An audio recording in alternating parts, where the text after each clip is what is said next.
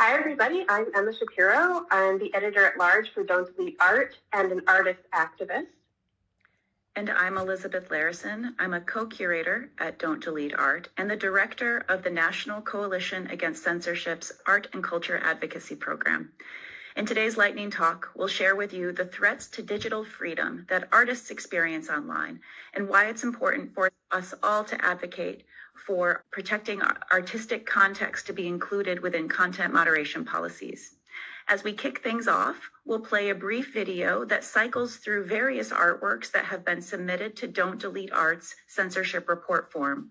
All of these works you see have been downranked or removed from online platforms. So in January, Meta CEO Mark Zuckerberg announced changes to Meta's policies, content moderation, and fact-checking programs. In the digital rights community, many raised concerns about how these changes would impact the social media landscape, but many artists focused on Zuckerberg's admission that Meta had made a mistake in accidentally censoring too much. In this, they saw, at last, an acknowledgement of their experiences on Meta platforms, experiences that for years have been dismissed and discredited. What we have seen in Don't Delete Art's review of online art censorship reports is that artists are commonly thrown into loops of violations and restrictions and left in the end to resort to self-censorship. Contrast this with the bright future the internet once promised for artists. No longer would their ability to share their work be bound by geography, financial status, or physical ability. Digital space and social media have become not just platforms, but a source of income, stability, and visibility for artists around the world. But while many artists are able to enjoy these tools, many others have struggled against built-in bias and lack of nuance in policy design, content moderation, algorithmic design, and internet regulation. Facing suppression, erasure, and obstacles to their visibility, the plight of these artists has been generally unseen and difficult to document, a direct result of how their internet presence has been obscured.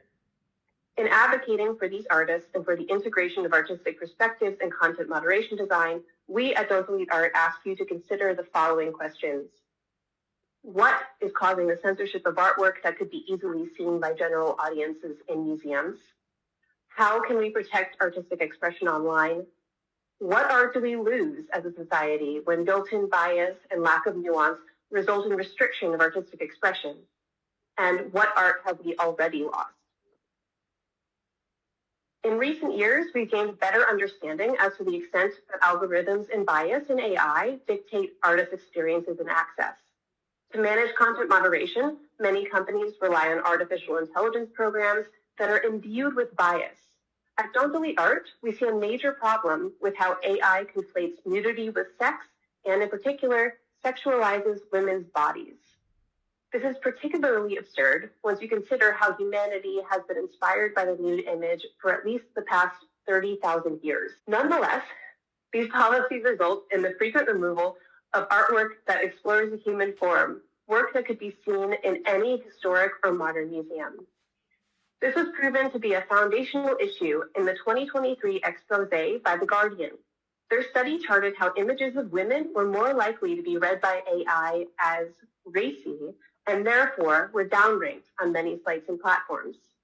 This means that those who use the female-presenting body in their artwork are at a disadvantage across online spaces that increasingly rely on these tools, and that women artists who are reclaiming the image of the female-presenting body are experiencing discrimination. Another recent study revealed the toll of algorithmic censorship upon artists who incorporate the human form into their work. Conducted by Ellis Alicante, a nonprofit research foundation dedicated to responsible and ethical artificial intelligence for social good, the paper, with support from Don't Delete Art's artist community, outlines the financial, psychological, and artistic impacts that artists face online as a result of decreased visibility and censorship. The paper reveals the artistic practices that are often altered in response to content moderation, and policies and algorithms employed by companies lack the ability for the artistic context of this kind of imagery. The reverberations of policies and enforcement that don't take into account artistic context are far-reaching, and the implications for the future of art, both online and offline, become evident when we look at the recent art market reports, such as the Artsy Industry Trends Report. In the years during and following the COVID pandemic, online tools became critical for artists and also for galleries, other art institutions, and they also continue to grow in importance. The 2023 Art Industry Trends Report, which is a comprehensive analysis on art world changes and dynamics, notes that while the in-person art world has mostly returned to normal since the pandemic, internet use to promote and sell art has continued to increase. Artists and galleries reported that their best methods to reach audiences and make sales were online marketplaces and Instagram, both ranking better than in-person or email interactions. Tellingly, Instagram was ranked as the second most common way for gallerists to find new artists to represent. This is crucial, as obtaining gallery representation is an important marker of success for working artists. In the 2024 report, online sales ranked higher than art fairs as a way for galleries to acquire new talents. The artists that reach out to Don't Delete Art often stress about their diminished audience, sales, and opportunities as a result of problems with content moderation policies and enforcement. So it begs the question, if an artist isn't visible to audiences online, how likely are they to benefit from a market increasingly reliant on internet tools and social media?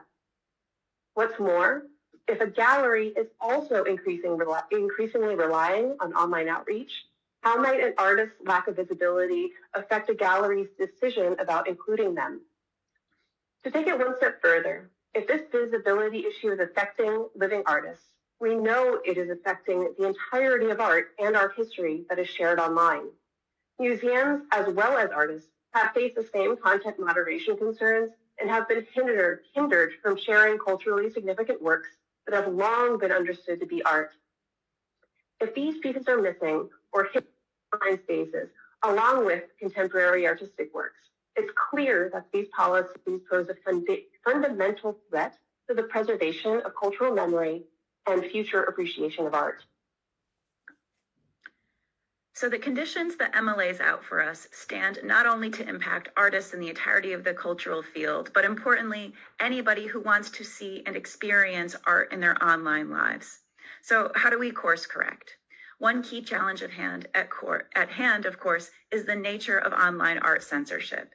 Users are siloized because their account's health status features are private to the account holders. So if an artist experiences or gets a notification that their photograph of a human nude or their painting of something violates guidelines for being sexually suggestive or for amounting to sexual solicitation, they are left to wonder one of three things.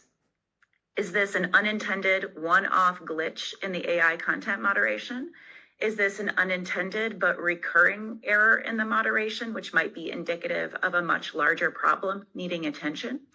Or are these existing policies really intending to remove or downrank work like theirs? The atomized experience of violations and notifications and appeals processes makes it exceedingly difficult for individual users to analyze and understand whether what they are experiencing is fair vis-a-vis existing guidelines and enforcement. But if these artists dismiss their online censorship as a one-off anomaly that they can simply work around through self-censorship, it risks reifying and strengthening censorship, bad policies, and irregular enforcement across platforms. This is all a big issue because without clear acknowledgement and understanding of the breadth and validity of this issue, there can be no way to draw attention to it or advocate for its resolution. As a community of digital rights activists and creatives, we all need to work together on multiple different levels to protect artistic freedom and to protect art online. Here are some ideas that we're kicking off at Don't Delete Art and have been doing for many years. One thing we need to do is make the issue visible so that it can be understood and studied. At the user level, artists who experience censorship of their work online, whether it's a downranking or a removal, can go to our website, don'tdelete.art, and fill out one or two of our forms that collect valuable information for determining the scope and nature of the current challenges that artists face. One of our forms is the Don't Delete Art Censorship Report form. This form is for artists to report specific works that have been censored in online platforms, whether they be payment processors, social media apps, website hosts, or other online spaces. The censorship data we receive through this form, such as the violations that are cited and the characteristics of the content that triggers such violations, helps us process ongoing challenges with content moderation guidelines and enforcement so that we can educate the online artist community on how these changes might be affecting their visibility. This form also doubles as an application for artists to temporarily have their artwork featured in Don't Delete Art's web-based gallery for art censored online. This gallery makes available all the artwork, or some of the artwork, I should say, that is otherwise removed or hidden online, and revealing to everybody what gets suppressed and censored in online spaces. Artists can also fill out our Instagram status report form. This form, launched in 2024, welcomes artists on Instagram to record what they see in their account status section of their account, particularly if they have accrued any violations. From the data we collect in this report, DDA can document the evolving complexities of what we refer to as violation loops and restricted reach that tend to affect artists, and gain critical insight into how artists' accounts and visibility are being moderated. The other thing we can do is to communicate and make visible the demand for change. For art communities, we encourage you to sign Don't Delete Art's manifesto. Launched in 2022, the Don't Delete Art Manifesto convenes artists, art critics, art historians, curators, museum directors, museums, galleries, and others in the arts community in demanding that content moderation policies make consideration for artistic context. Social media companies continually assert that they are places for creatives and artists to thrive, but as Emma shared, we know that this positive impact is limited to supporting only certain kinds of art, which has unintended effects on the entirety of the cultural sphere.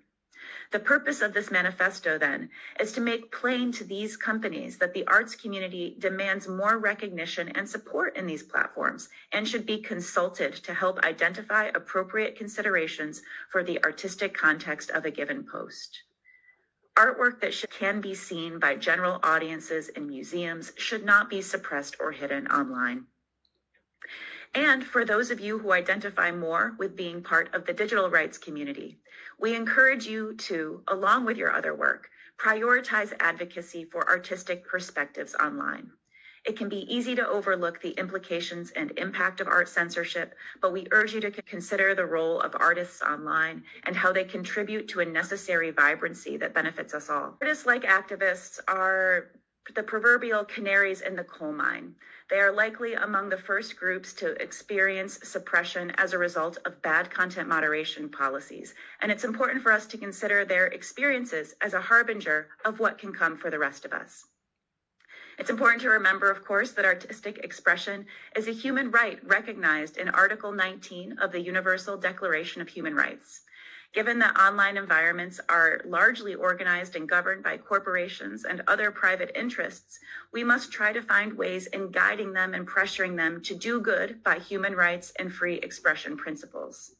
So if you work in content moderation, we encourage you to reach out to us at DDA so that we can coordinate our focus to respond to the issues that artists are facing, which of course also affect all users.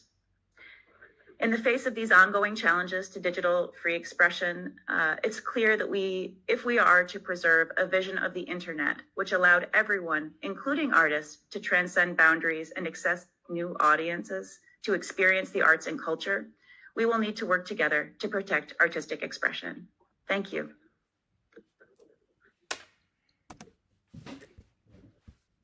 All right, thank you so much,